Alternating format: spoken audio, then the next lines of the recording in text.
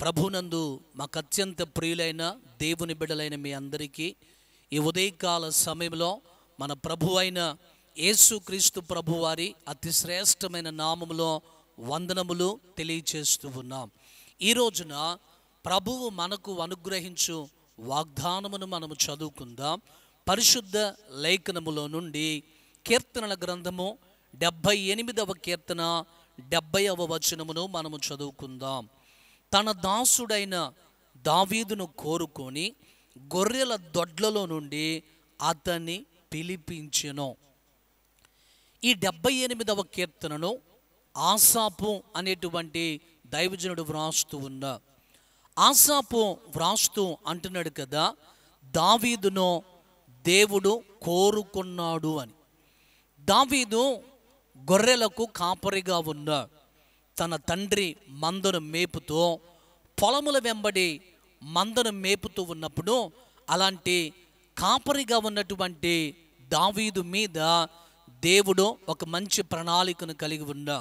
దావీదు పట్ల దేవుడు ఒక మంచి ఉద్దేశ్యమును కలిగి ఉన్నా. దావీదు గొర్రెలను కాయటం దేవునికి ఇష్టం లేదు.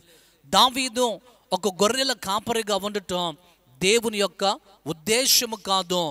దేవుని యొక్క తలంపులో, దేవుని యొక్క ఉద్దేశంలో దావీదు పట్ల చాలా హెచ్చుగా ఉన్నాయి.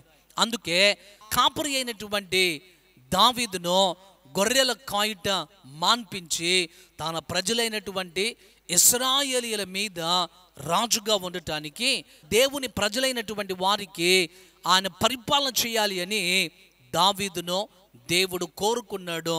అనగా దావీదు పట్ల దేవుడు ఒక మంచి కృపను, ఒక మంచి ఆలోచనను, మంచి ఉద్దేశమును కలిగి ఉన్నా. బహుశా దావీదు ఎన్నడూ కూడా అనుకోలేదు, నేను ఒక రాజుగా ఉండి దేవుని ప్రజలైనటువంటి ఇశ్రాయేలును పరిపాలన చేస్తాను అని.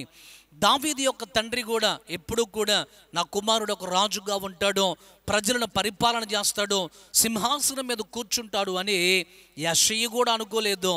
దావీదు అన్నదమ్ములు కూడా ఎప్పుడూ కూడా తన సహోదరుడు రాజైపోతాడు అని వారు కూడా ఊహించలేదు. అయితే దేవుని తలంపులు చాలా ఉన్నతమైనటువంటివి.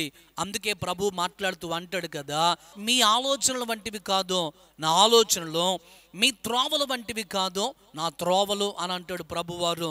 దావీదు పట్ల ఏదైతే ఒక మంచి ఉద్దేశమును కలిగి ఉన్నాడో మన పట్ల కూడా దేవుడు ఒక మంచి ఉద్దేశమును కలిగి ఉన్నా. చాలాసార్లు మన జీవితం ఏంటో, మన పరిస్థితి ఏంటో అని ఒక్కొక్కసారి ఆలోచన చేస్తే కలవరాల మధ్యలో ఉంటూ ఉంటాము. కానీ దేవుడు మనందరి పట్ల ఒక ప్రత్యేకమైనటువంటి ఉద్దేశాన్ని కలిగి ఉన్నాడు. దావీదుని ఎలాగైతే దేవుడు హెచ్చించి ఇశ్రాయేలు ప్రజల మీద పరిపాలన చేయటానికి దావీదును ఇశ్రాయేలు వారికి ఒక శిరస్సుగా, ఒక దీపముగా ఉంచాడో, మనలను కూడా ప్రభువారు ఒక ఉన్నతమైనటువంటి స్థానంలో ఉంచుతాడు. మనందరి పట్ల దేవుడు ఒక ప్రత్యేకమైనటువంటి ఉద్దేశమును, ప్రణాళికను కలిగి ఉన్నాడు. ఆయన బిడలమైనటువంటి మన పట్ల ప్రభువు ఏదైతే ఉద్దేశములు కలిగి ఉన్నాడో ఆ ఉద్దేశములన్నీ కూడా నెరవేర్చేటువంటి దేవుడై ఉన్నాడు. కనుక ప్రభువారు మనకు ఒక మంచి శ్రేష్టమైనటువంటి జీవితాన్ని, ఉన్నతమైనటువంటి స్థానమును ప్రభు మనకు అనుగ్రహించి తన కృపచేత నింపుతాడు. ఈ రోజున ఈ వాగ్దానమును దేవుడు మనందరి జీవితములలో స్థిరపరచి నెరవేర్చునుగాక.